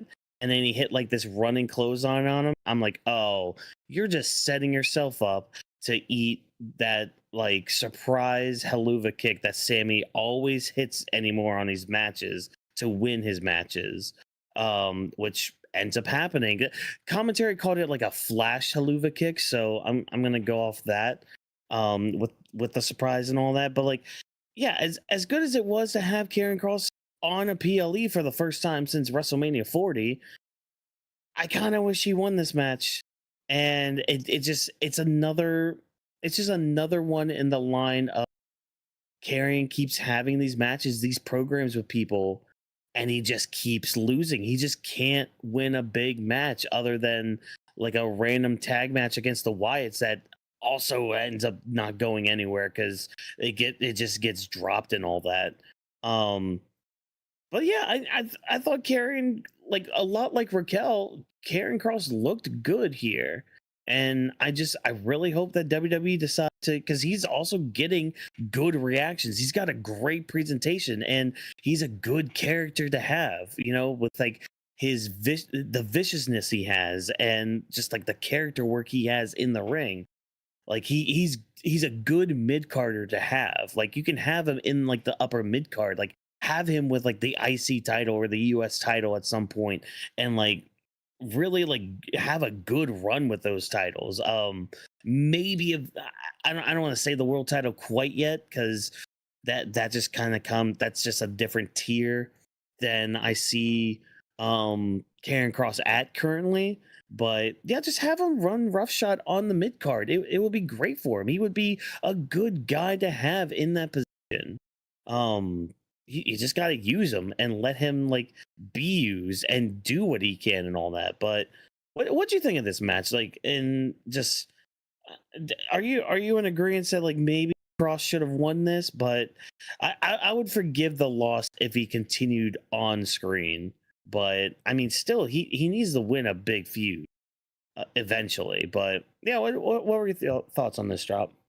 Yeah, I was kind of hoping Cross would win this match because if Sammy like lost, it really wouldn't affect him in any way. Because Sammy's at the point where if he wins, if he like loses a certain match, he's fine and he'll able to Yeah. recover from it. But it's like Cross really needed it because it's like Cross has been pushing this thing with Sammy for quite some time now. So one of the things I was looking forward to really seeing out of this match itself is to see, okay, this whole message about Sammy being a liar. Like I wanted to know exactly like, okay, how is Sammy a liar? Like where do we get to that? Where do we find that answer? We didn't really find out that answer here.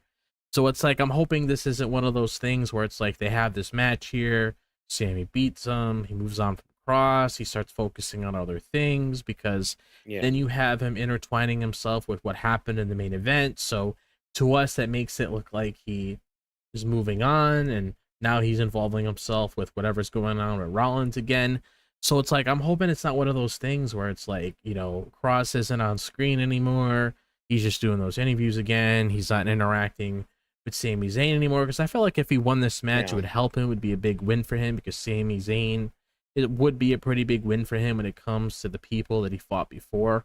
Because the only people that I recall that he really had a big win with, and it's been quite some time with, is when he had that match with Drew McIntyre, which was that strap match a couple years ago when at the Extreme Rules event.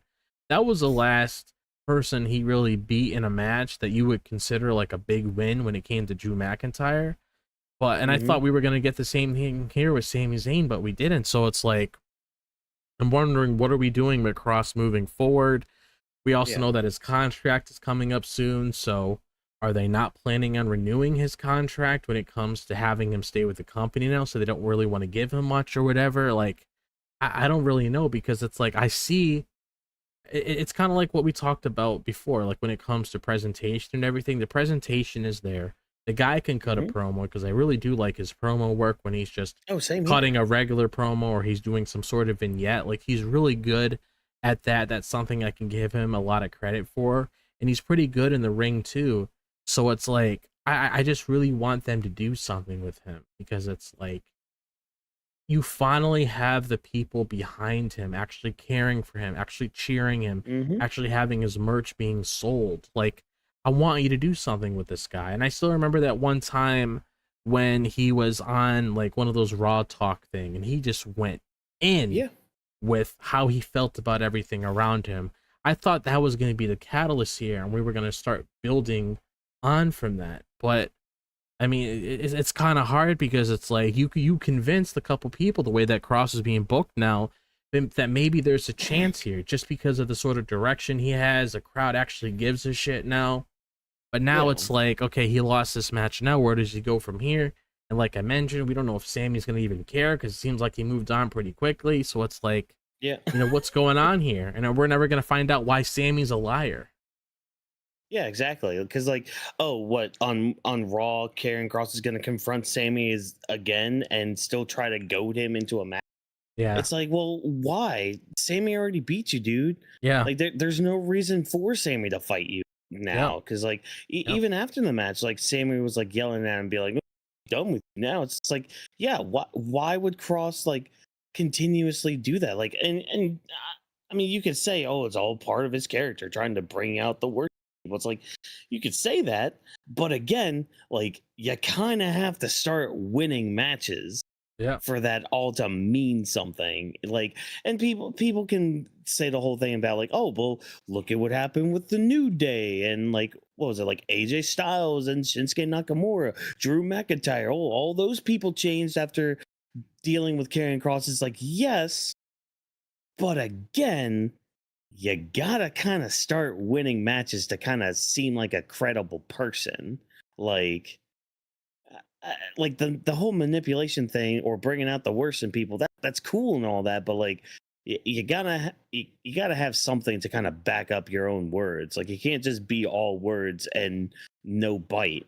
Like, y you gotta be something more than that. Like, because then you start just remembering that Adam Cole where it's just like, yeah, you're nothing else but an entrance. But once that bell rings, you're nothing. Like, you can't have a guy like that at all, because then you end up with nothing.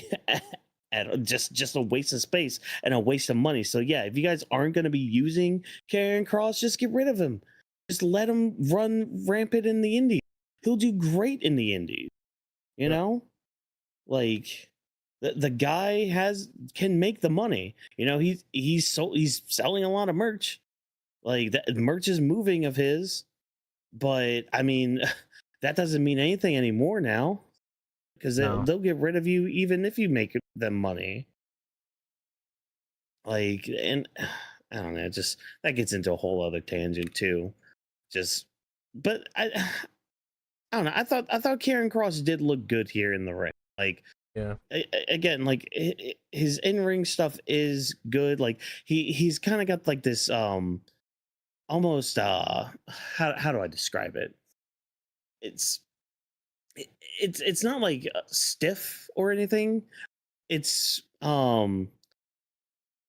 yeah, you know what, I'll go with stiff, I think, but like in the sense of like, okay, he's not like a fluid person. He's more of just a nah, I can't think of a good word or synonym for all that, but like, yeah, he's got this style where it's like, you know, I'm gonna do a few suplexes on you. Like, there's this one moment he was doing like kicks to Sami, but like he was also kind of like the way his kicks were, they were like kind of also scraping on Sami too. So like kind of scraping his boot on Sami's face and everything. So it's like it's a very rough style, I guess. And it's a good spot to have too. Like, it's a good style to have because it's different. Like, it's not doing all these flips. It's not being like a technical wizard or anything. It's just, I'm gonna mess you up. I'm gonna brutalize you, and I'm also gonna like talk shit to you as well. Because like, even this brings me to another tangent I wanted to bring up too. The sleeper moment that we had where Karrion Kross put Sami Zayn in the sleeper. We have to be consistent with how we deal with these sleeper holds, because you can't have one match where it's like, oh, we're just gonna like check the wrist like this just a little bit, just very briefly, and be like, oh, match is over. Not like, you can't do that for like a Jey Uso match, for example, where he drops the freaking title to Gunther, and then for a Sami Zayn match, you do the whole 1, 2. Oh, is he gonna come up with 3? 3. Oh, his arm didn't go down at 3. It's like, you gotta be more consistent if we're gonna be doing the sleeper hold for like finishes or like in matches, because like it's just horribly inconsistent that way. And you start like it's not like one of those things where it's like, oh, it's referee's discretion. It's like, no, that's not really referee's discretion. That's more of just the referee deciding, oh, I'm just gonna let this happen like this. I'm just gonna do it like I don't know, man. I'd like things like that to be more consistent in my wrestling when it comes to like rules and matches like that. But I don't know. I could be alone in that. Like, I don't know. Yeah, like, yeah, exactly. See, like, I just don't. I don't get why they did it like that. Yeah. Yeah, because because I felt that way too, and a lot of other people online also pointed that out when it came to the sleeper hold that Kross applied onto him in this match itself. It's like, yeah, you just had this match not that long ago with Gunther, so it's like it was literally like a week ago or before this whole thing started off with like Jay and everything, and he had that whole Fatal 4-Way match. So it's like, that match was not that long ago. You obviously know what happened within that match itself. So it's like, the way that you start executing things here is just weird. It's fresh in the brain, which is just, it's just really odd that you don't acknowledge that when you're doing these matches. Yeah, like just be consistent. It Yeah. shouldn't be that hard to be consistent, No. you know. But I Especially if don't it know, was the man. same person that produced that match and did this one. I mean, holy crap! If you produced that Jane Gunther match and you did this one, and you were behind the whole Yeah. idea behind it, and you mess up here, like I don't know what to tell you. Yeah, but I mean, That's even just crazy. the referees too. Yeah. Like the referees should just have that in mind, anyways. Yep. Like I don't know, man. It was weird. It was a weird moment and spot to kind of do, like. But at least Sammy fought through, got that bottom rope and all that and everything. So yeah, again, good match. I just hope they capitalize on Cross and use him. And if you're gonna keep him in the company, please use him more than just like main event matches or speed matches. Like Yeah. the guy's a good talent. The guy's a good promo. Just utilize what you have and all that. But I mean, I guess that brings us to our final thoughts. And I mean, I kind of made a comment like this during our talk here, but like, I've been dealing with some uncomfort right now, but that's kind of the theme of Night of Champions. It's like it's literally like trying to find comfort in a seat where you're like figuring out why you're uncomfortable and you just can't figure it out why. Like there was some good spots, there was some comfort here, like Randy and Cody and the majority of John and CM Punk's matches, but like they get moments like the Queen of the Ring where it's like that kind of stings on my hips. And then like the US title, like, oh, that's a weird pinch in my back nerve. What's going on here? But I mean, and then just meh moments like, I mean, Sammy going over Cross, wanting Cross to win. I don't know, like it was a weird. I don't want to say it was like full on weird. It was just a mess show. Like it was okay. Like it's not like I really hated it, but it's not like I'm not gonna go back and watch this at all. Like I'm not gonna go back and like sit through freaking the street fight with Rhea Ripley and Raquel Rodriguez again. I'm not gonna sit through that match and be like, oh yeah, this was a banger. I mean, it was fun, but like it wasn't something I'm gonna just rewatch and all that. But yeah. What do you think of the night? So my overall thoughts on this show, really, like, I'm hoping we start kicking things into gear when it comes to the summer season, because outside of this, like, the only PLE they really have is SummerSlam, and I'm not really counting Evolution because that's meant for the girls. But when it comes to like the main title programs with the guys, I'm really hoping and praying they're able to give us some good things on TV, because one of the things I don't like is when we're building to SummerSlam or whatever PLE it is, the other guy isn't there. Mm-hmm. And we saw how that was with Cody the first time when he was trying to build this match with John, and then John decided to show up whenever he did. I'm really hoping we get things like, I'm really hoping things are a little bit different this time, hoping he could build it a little bit better than we did with SummerSlam. So I'm willing to give them the benefit of the doubt here to see if they're gonna able to like switch things around. And obviously throughout the build itself, if things don't really align the way I see it, obviously we'll speak on it. But that's basically my thought process there, hoping and praying we do some good things heading into SummerSlam, because I am excited for SummerSlam to see how they pull off this 2-night card, because this is the first time. So I guess I'm more intrigued just to see how it's going to really work. Like, what are they going to really throw on there to really capture our interest? And the whole thing, and especially to make it different than the 2-night WrestleMania. Yeah, exactly. And it's like the whole.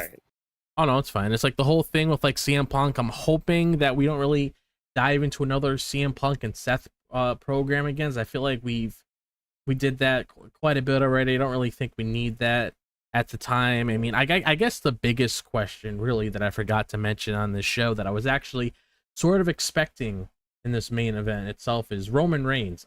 There was a little bit of there was a part of me that was actually expecting him to come in, like when Seth was trying to get the upper hand a little bit. I thought I was going to hear his music hit. Yeah. But it's like, where's Roman here? I mean, he was supposed to be part of the storyline when Punk was going up against Seth and his group and everything. Like, whatever match that they had at that Backlash, I believe. Mm-hmm. I think it was Backlash, right, where they had the tag match, or oh no, it's a Saturday Night's Main Event. Roman could have easily fit Sammy's spot there, so it's like that. I was sort of expecting him to be a part of this because it's like a little weird. It's like, Braun Breaker took you out and everything. We haven't seen you since the Raw after WrestleMania. Like, what's really going on here? So hopefully he shows up. Hopefully we get some clear indication when it comes to John Cena's schedule. When it comes to Randy Orton, could be pretty interesting to see like more seeds planted for that heel turn. Interested to see what they're gonna do to build up Jade Cargill's road to SummerSlam. Like, what's gonna really happen there? She's gonna be in the hyperbolic chamber, or is she going to just, I don't know, just beat up people, just get that extra EX. Yeah, just get that extra EXP or something if she's playing a JRPG or something. Just eat some rare candies. She'll be fine. Yeah, really. I mean, that would definitely help, honestly. It helped me when I was a little bit lazy playing Pokemon growing up as a kid. Mm-hmm. Jacob Fatu with him. I would assume he'll probably get help in the long run, but I am interested, like you are, to see him just tear people to shreds because, I mean, to be honest, just looking at how crazy he is as himself and looking at the kind of label he had that they spoke about over commentary, knowing how he's a criminal and everything when it comes to how rough he can get. I mean, he could probably just rip that whole group apart with no questions asked. But I really want to hope he does. I really want to see him do like a Samoan drop on like Tala Tonga. That'd be pretty cool. It's gonna take a while to get used to that name. Oh yeah. He is taller than everybody. Da da da da da da. And then with this Rhea thing, hopefully she has a clear route. Hopefully it's not directly towards EO, unless that is the thing. At least have it make sense and continue what Watkins said about that losing streak, because it's nice not to have the belt on Rhea, because like the whole thing we spoke about with Charlotte, I mean, you don't always have to have the belt on somebody to make them feel special, and it's working out in Charlotte's flavor with this storyline with Alexa. Like, it's keeping us intrigued, so hopefully they could do something with Rhea, build on the Roxanne Raquel relationship, and like we spoke about before we hit our final thoughts, I mean, you either keep Kross or you get rid of him. So the ball's in your court. Yep. Exactly. And even though the ball is in their court, Cody Rhodes is coming for that ball, take it for his own. Maybe. But yeah, so maybe. Yeah, we'll see. We'll see, unless he gets nice little punk kick. I was gonna say maybe he could help out with the whole Kross situation. Oh my God, maybe. Watch Kross like just start targeting Cody Rhodes on like, oh Cody, I'm gonna change you now. You're a thief. It's just like, okay, Kross, you're gonna lose another feud. Great, cool, neat. But hey, at least that means Cody's gonna turn heel, because you know that whole thing about Karrion Kross turning people. Oh gosh. Oh man. But yeah, that's our final thoughts. Again, like a very odd show. Just odd feeling, I guess, afterwards, but that's probably why I kind of feel off right now. I'm not gonna lie. Like, I'm just sitting here like, man, I keep like adjusting myself. I keep trying to like move, like cracking my back and my hip and all that. I'm like, God dang. Did my workout really like beat my ass this morning this much? Like, holy crap. But hey, hopefully you guys had a good time. Hopefully your buttocks was not beaten like some of ours were, but if they were, apologies for that. But if they weren't, hey, good on you for staying strong and all that. And yeah, so thank you for joining us on this Night of Champions discussion. Had a few people here in the chat. John, I see you. You seem to be an Asuka fan, so I appreciate you very heavily for repping my girl and all that. So thank you for that. And if you're catching the VOD right now, hey, thank you for, catching it next day or whenever you're listening to it. So always appreciate you guys tuning into the show. Leave a comment. Let us know your thoughts and opinions on Night of Champions as well. So, let us know what you thought. Maybe we missed something. because I feel like there was so much more I wanted to like talk about and like discuss and all that, but like yeah, we kind of started like talking a little bit. I'm like, wow, this was just kind of a mediocre show.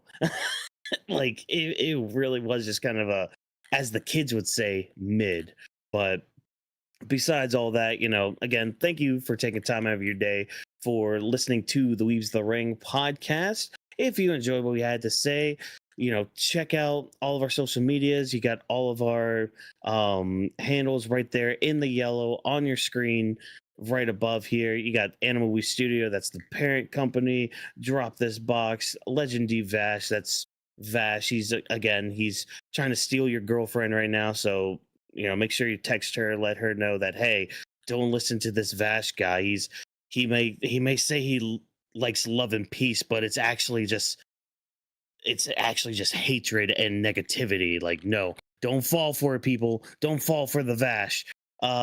You got Drop This Box, you got Watkins MW, and of course Weebs of the Ring, as well as the hashtag Weebs of the Ring to join in on the conversation, keep things going, keep things modified, and of course letting us know any feedback you guys have to help us make the shows a little better, and any other you guys want us to do as well, like when it comes to pro wrestling, whether it's WWE related, AEW, TNA, New Japan, whatever. We'll try to make some time for it as best as we can, and yeah, just kind of talk more about this lovely little thing known as professional wrestling. Weebs of the Ring is presented by Anime Studio. Thanks to our production team for all of their hard work. Thank you once again for joining us. And remember, as always, no stunt grannies were harmed in the recording of this podcast. Have a good night. Have a good evening. We'll see you on Monday, probably around the same time, like 8 o'clock ish, give or take. Maybe like not actually, probably more like 9 o'clock, because it'll be like a 2.5 hour show, because Raw is going to be going on at 6 p.m. Eastern time. So another early show from us, another early Raw. We'll catch you guys on Monday for that discussion, and have a good weekend, and we'll see you for that show. See you guys. Have a good weekend.